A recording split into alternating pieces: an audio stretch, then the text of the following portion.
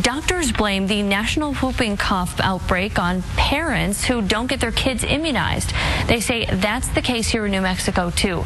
Stuart Dyson is here with what we can do to put a lid on the sometimes fatal disease. Stu?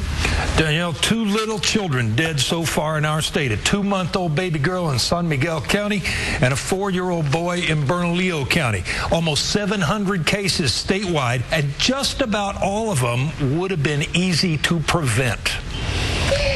The whooping cough outbreak is the worst in a half a century, with at least 36,000 cases nationwide.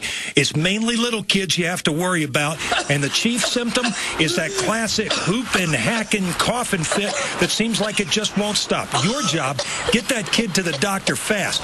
Immunization shots would have prevented it, but millions of parents nowadays choose not to have their kids immunized, remembering old stories of side effects. And it did have a lot of side effects. It caused high fever, chills, fever, seizures. But that's ancient history. Medicine has come a long way since then, especially this vaccine. The last 20 years, they've really refined that out of that vaccine to where it's a very safe, very low side effect product, and so it's perfectly safe to get immunized. Immunization won't help a kid who's already got whooping cough. That kid needs to see a doc and get on some antibiotics. Doctors used to think whooping cough vaccine would last you a lifetime. Turns out it won't.